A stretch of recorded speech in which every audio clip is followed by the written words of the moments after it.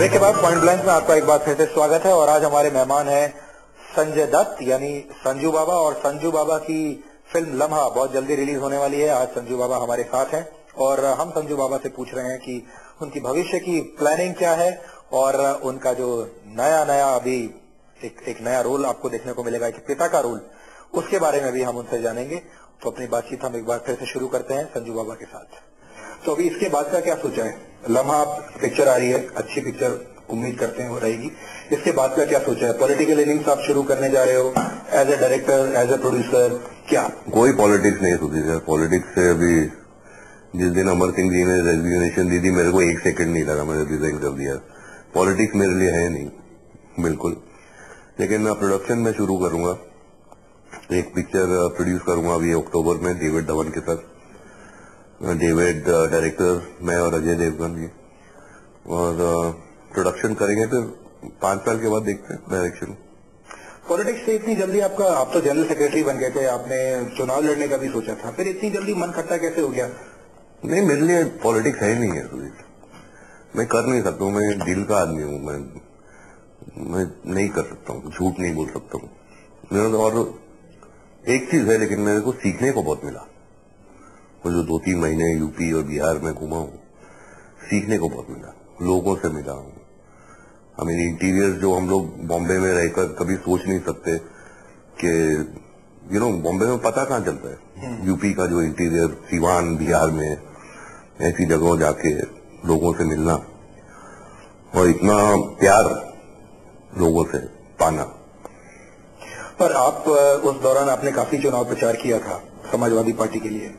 अब क्योंकि अमर सिंह बाहर हो गए हैं समाजवादी पार्टी से, अब वो अलग अपना काम कर रहे हैं और सुनने में ये भी आता है तो कि हो सकता है वो कांग्रेस से थोड़ा ज्यादा करीबी हो जाए। तो आपका कांग्रेस के साथ कैसा इक्वेशन रहने वाला है? मान लीजिए कि अमर सिंह जी जैसे आजकल वो सुनेगा राहुल गांधी की तारीफ करते हैं। तो सुनील देखिए, दत्त खानदान में कांग्रेस दत्त खानदान के खून में है, मेरे खून में है। और दत्त खानदान और गांधी फैमिली का ताल्लुकात अभी से नहीं है, पंडित जी के टाइम से। पंडित जी के टाइम से, फिर इंदिरा गांधी जी के साथ ताल्लुकात मम्मी और डैडी के, राजीव जी, फिर मैम के साथ अभी तो कांग्रेस, हम लोग कांग्रेस से दूर जा ही नहीं सकते। लेकिन कभी आपने ये नहीं सोचा कि कांग्रेस के टिकट पर ही चुनाव लड़ा जाए? तो चुनाव लड़ना ही नहीं है। तो अब आपने फाइनली डिसाइड कर लिया? हाँ। और सिर्फ फिल्मी करियर पर आप कॉन्सेंट्रेट करना चाहते हैं? फिल्म करूंगा, जो रिलैक्स करूंगा, बच्चों के साथ खेलूंगा।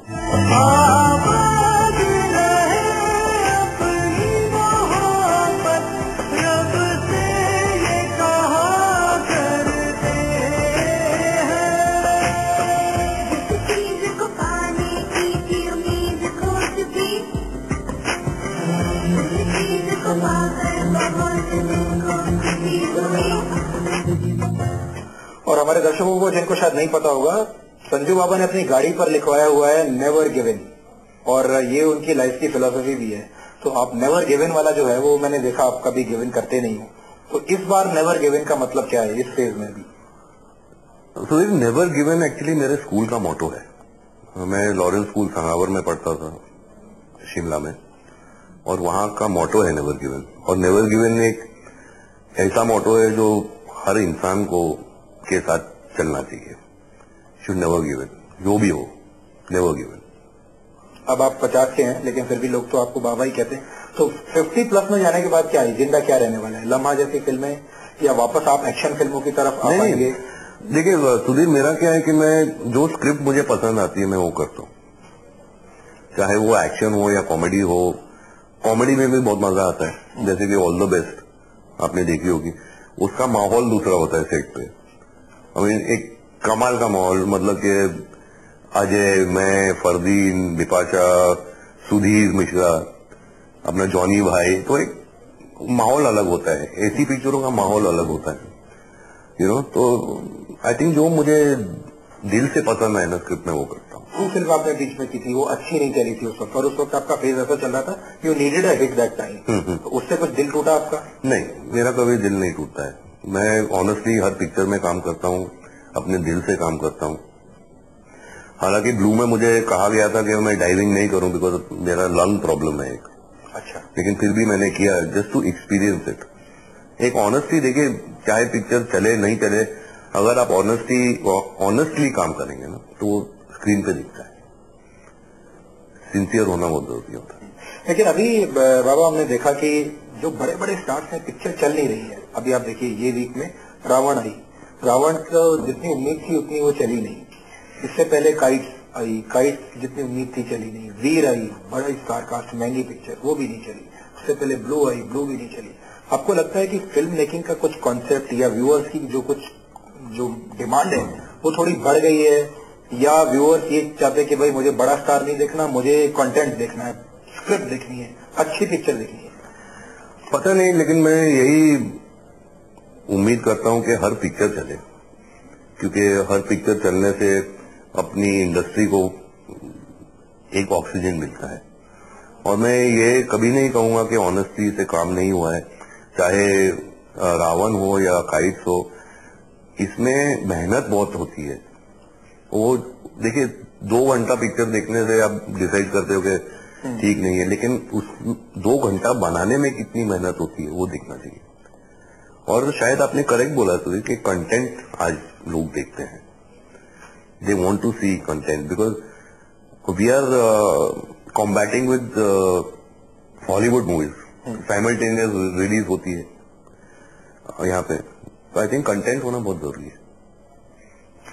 जो प्रोड्यूसर संजय दत्त होंगे अभी, तो आपने इस पूरे उससे कुछ सीख लिए? आप अपनी जो आपकी होम प्रोडक्शन होने वाली है उसके अंदर आप क्या ऐसा डालने वाले हैं to ensure that people like it?